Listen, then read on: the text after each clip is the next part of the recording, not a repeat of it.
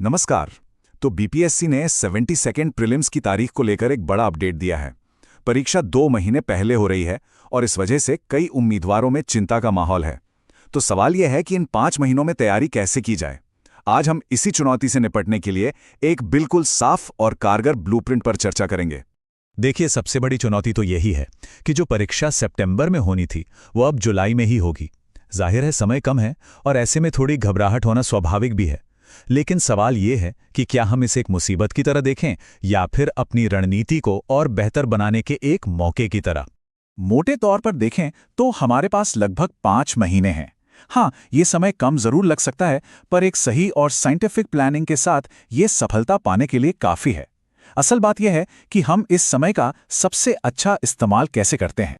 तो हमारा पहला कदम क्या होना चाहिए? देखिए, सबसे पहले तो ये मानना होगा कि हाँ, घड़ी की सुइयां वाकई तेजी से घूम रही हैं, लेकिन इसका जवाब पैनिक बटन दबाने में नहीं बल्कि एक स्मार्ट प्लान बनाने में छिपा है।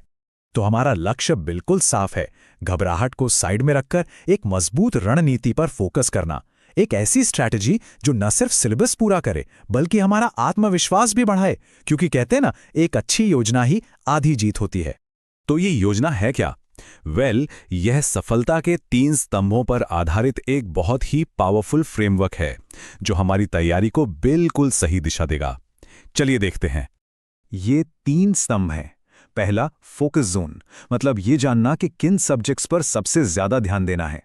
दूसरा, एग्जीक्यूशन इंजन, यानी कम से कम रिसोर्स में ज्यादा से ज्यादा रिवीजन कैसे करना है। और तीसरा, फिनिशिंग मूव, मतलब मॉक टेस्ट से अपनी तैयारी को फाइनल टच देना। चलिए अब इन्हें एक एक करके समझते हैं।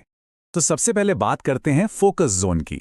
आपको जानकर हैरानी होगी कि बीपीएससी प्रीलिम्स के 60% से भी ज्यादा सवाल सिर्फ 3 विषयों से आते हैं: इतिहास, विज्ञान और करंट अफेयर्स। इसका सीधा सा मतलब है कि अगर इन 3 सब्जेक्ट्स पर पकड़ बना ली जाए तो कट ऑफ पार करना बहुत आसान हो जाता है। और ये कोई हवाई बात नहीं है। पिछले प्रीलिम्स के आंकड़े खुद ये कहानी बताते हैं। करंट अफेयर्स से लगभग 33 सवाल, जनरल साइंस से 28 और इतिहास से करीब 24 सवाल पूछे गए थे। मतलब इन तीनों को मिला दें तो लगभग 85 सवाल तो यहीं से बन गए।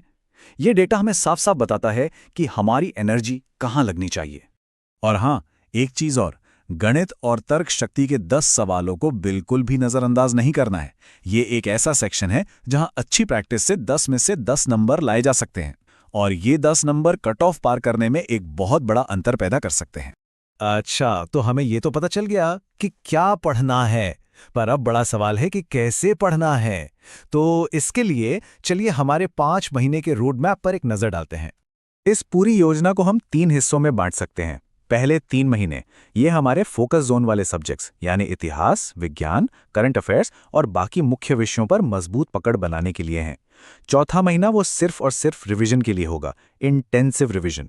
और आखिरी महीना वो पूरी तरह से मॉक टेस्ट और उनके एनालिसिस के लिए रिजर्व रहेगा। देखिए, किसी भी परीक्षा में सफलता सिर्फ ये जानने से नहीं मिलती कि क्या पढ़ना है, बल्कि ये जानने से मिलती है कि कैसे पढ़ना है। ये सेक्शन उसी कैसे पर फोकस करता है। ये सफलता का सबसे बड़ा मंत्र है। इसे कहीं लिख लीजिए: रिसोर्स लिमिटेड, मल्टीपल रिवीजन। 10 अलग अलग किताबें एक एक बार पढ़ने से लाख गुना बेहतर है एक अच्छी किताब को 10 बार पढ़ना। अपने स्टडी मटेरियल को सीमित रखें और रिवीजन पर पूरा जोर दें। सिलेक्शन का रास्ता यहीं से निकलता है। और पढ़ने का सबसे असरदार तरीका क्या है? बहुत सिंपल है। पहले किसी भी सब्जेक्ट का एक चैप्टर अच्छे से पढ़ें, उसके कॉन्सेप्ट्स को समझें, फिर तुरंत उसी चैप्टर के ऑब्जेक्टिव सवाल सॉल्व करें। इससे ना सिर्फ कॉन्सेप्ट पक्का होगा बल्कि कॉन्फिडेंस भी बढ़ेगा। फुल लेंथ मॉक टेस्ट का नंबर तो इसके बाद आता है। अपनी तैयारी को 2 फेज में देखिए।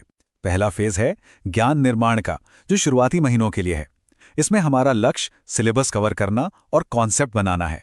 दूसरा फेज है परफॉर्मेंस सुधार का, जो आखिरी महीने के लिए है। तब हमारा पूरा ध्यान मॉक टेस्ट, रिवीजन, स्पीड और एक्यूरेसी पर होना चाहिए। और अब हम अपनी रणनीति के आखिरी और शायद सबसे जरूरी पड़ाव पर आते हैं, मॉक टेस्ट। ये वो स्टेज है जहां हमारी सारी तैयारी को परफॉर्मेंस में बदला जाता है। मॉक टेस्ट का पूरा फायदा उठाने के लिए कोशिश करें कि उन्हें असली परीक्षा के समय यानी दोपहर 12 से 2 बजे के बीच ही दें। हर सवाल का एनालिसिस करें, चाहे वो सही हुआ हो या गलत। अपनी कमजोरियों को पहचानें और उन पर काम करें। याद रखें, मॉक टेस्ट का मकसद सिर्फ स्कोर जानना नहीं, बल्कि प्रैक्टिस करना और सुधार करना है। आखिरी 30 से 50 दिन बस यही करना है।